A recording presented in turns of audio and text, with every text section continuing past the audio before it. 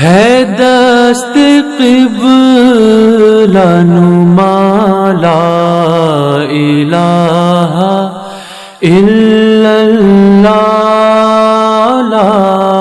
الہ الا اللہ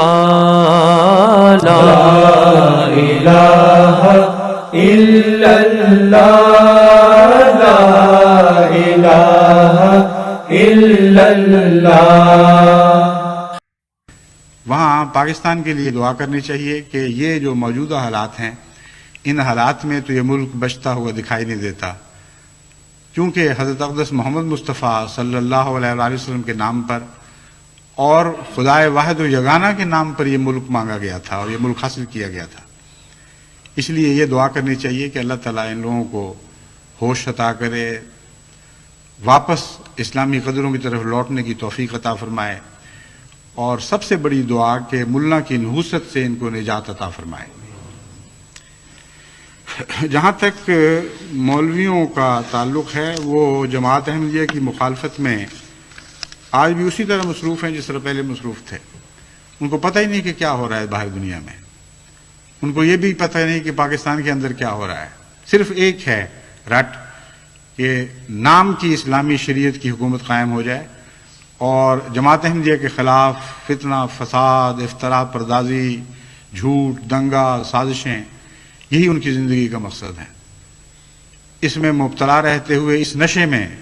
مست وہ اپنی زندگیاں گزار رہے ہیں۔ انہوں نے اپنی ہر کوشش کر دیکھی ہے، یہاں تک کہ آج ساری قوم کے لیے وہ خطرہ بن چکے ہیں۔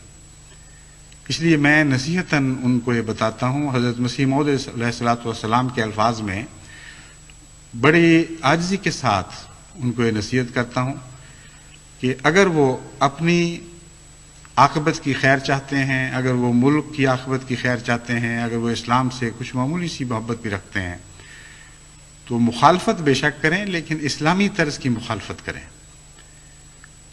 اس محمد مصطفیٰ صلی اللہ علیہ وسلم کے صدقے میں ان سے یہ التجا کرتا ہوں کہ مخالفت ویسی کریں جیسے حضرت محمد مصطفیٰ صلی اللہ علیہ وسلم اپنے مخالفوں کی کیا کرتے تھے۔ یہ میں نہیں کہتا کہ حضرت صلی اللہ علیہ وسلم ان کے ہیں، ہرگز میرا یہ کہنے کا مطلب نہیں۔ جو نقشہ میں نے کھینچا ہے اس کے بعد یہ کہنا کہ حضرت صلی اللہ علیہ وسلم ان کے ہیں، یہ تو بڑا ظلم ہوگا۔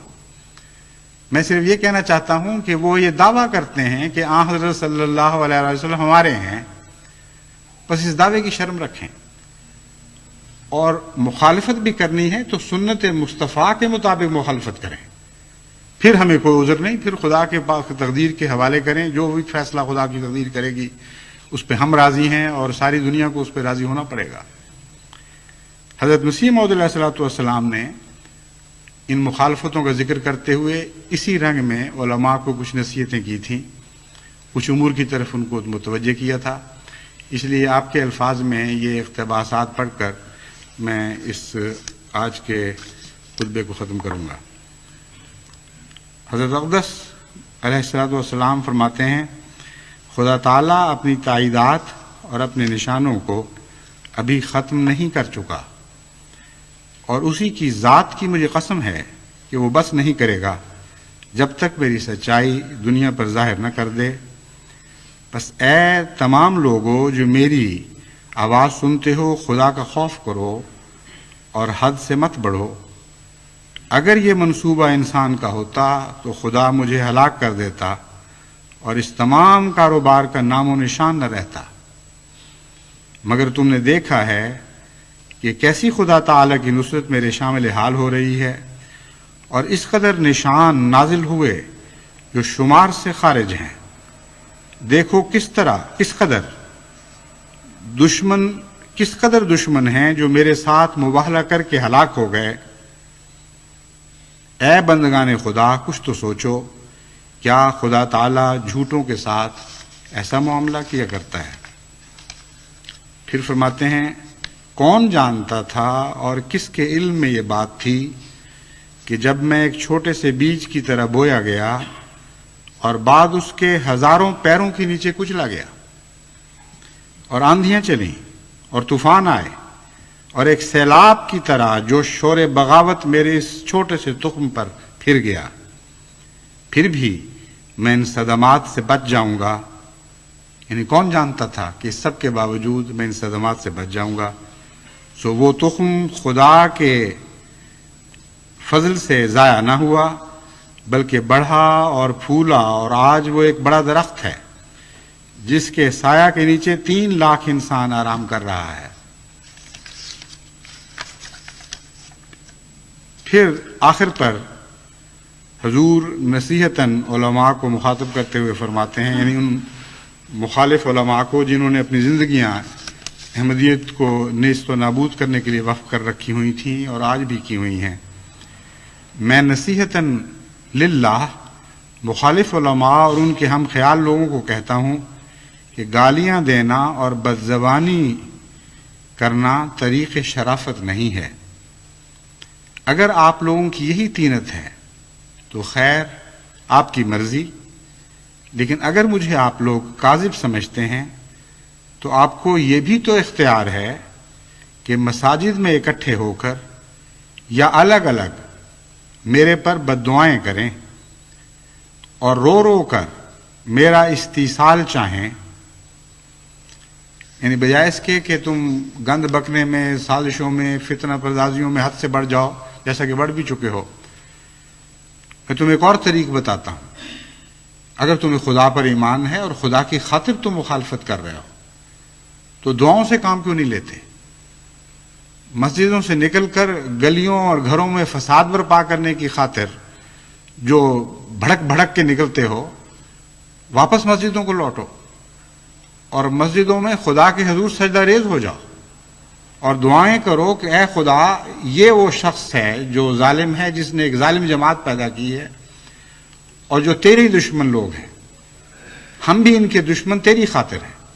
بس تو ہماری مدد فرما اور ان کو نیست و نابود کرنے میں آسمان سے کارروائی کر، کیونکہ ہماری زمین کی کارروائیاں تو بالکل ناکام اور نامراد ہو چکی ہیں. یہ مراد ہے کہ اس رنگ میں تم دعائیں کرو. استیصال چاہو، یعنی مجھے کلیتاً ملیا میٹ کر دینے کے لیے دعائیں کرو، جڑوں سے اکھیڑ پھینکنے کے لیے دعائیں کرو. پھر اگر میں کاذب ہوں گا تو ضرور وہ دعائیں قبول ہوں گی. اور آپ لوگ ہمیشہ دعائیں کرتے بھی تو ہیں، آپ لوگ ہمیشہ دعائیں کرتے بھی ہیں، لیکن یاد رکھیں کہ اگر آپ اس قدر دعائیں کریں کہ زبانوں میں زخم پڑ جائیں اور اس قدر رو رو کر سجدوں میں گریں کہ ناک گھس جائیں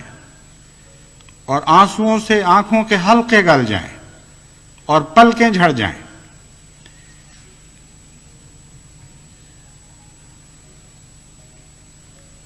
اور کثرت گریہ ازاری سے بینائی کم ہو جائے اور آخر دماغ خالی ہو کر مرگی پڑنے لگے یا مالی خولیا ہو جائے، تب بھی وہ دعائیں سنی نہیں جائیں گی. تب بھی وہ دعائیں سنی نہیں جائیں گی، کیونکہ میں خدا سے آیا ہوں. جو شخص میرے پر بد دعا کرے گا وہ بد دعا اسی پر پڑے گی. جو شخص میری نسبت یہ کہتا ہے کہ اس پر لعنت ہو، وہ لعنت اسی کے دل پر پڑتی ہے مگر اس کو خبر نہیں. بس یہی ایک طریق رہ گیا ہے. علماء کی سرشت کو میں جانتا ہوں، اور باوجود اس کے کہ یہ نصیحت جس طرح حضرت اقدس مسیح موعود علیہ الصلوۃ والسلام نے کامل خلوص سے للہ کی تھی، میں بھی اسی طرح عاجزانہ غلامی کے رنگ میں حضرت مسیح موعود علیہ الصلوۃ والسلام کی پیروی کرتے ہوئے اسی طرح خلوص اور عجز کے ساتھ اور تقوی کے ساتھ کر رہا ہوں. لیکن جیسا کہ میں نے بیان کیا ہے، ان علماء کی سرشت کو ہم جانتے ہیں، یہ اس طرح متوجہ نہیں ہوں گے اور شرارت سے کبھی باز نہیں آئیں گے. قوم پر جو بلا ٹوٹ جائے، جو قیامت گزر جائے، ان کو اس کی کوئی پرواہ نہیں ہے. انہوں نے اپنی ضد اور بے باکیوں سے باز نہیں آنا، اور اسی طرح یہ فساد اور فتنے میں مبتلا رہیں گے. لیکن میں آج یہ بھی ان کو بتانا چاہتا ہوں اور جماعت احمدیہ کو یہ خوشخبری دینا چاہتا ہوں کہ خدا تعالیٰ نے مجھے ایک عظیم الشان خوشخبری عطا کی ہے جس کے پورا ہونے کے دن آ چکے ہیں. میں نے چند دن ہوئے رویا میں دیکھا کہ تذکرہ میرے سامنے کھلا پڑا ہے اور اس کے ایک طرف ایک پیراگراف ہے جس پر میری نظریں مرکوز ہیں، اور میرے ذہن میں یہ اللہ تعالیٰ کی طرف سے ڈالا گیا ہے کہ یہ حضرت مسیح موعود علیہ الصلوۃ والسلام کی وہ پیشگوئی ہے جس کے پورا ہونے کے دن آ چکے ہیں۔ اور وہ پیشگوئی میں پڑھتا ہوں،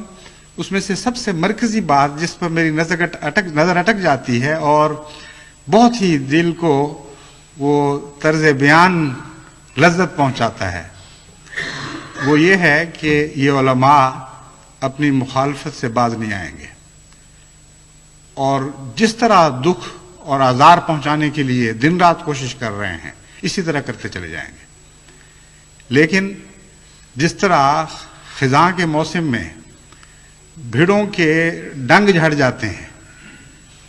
اور نیش زنی کرنے سے عاجز آ جاتے ہیں، یہ نہیں کہ ان کا دل نہیں چاہتا۔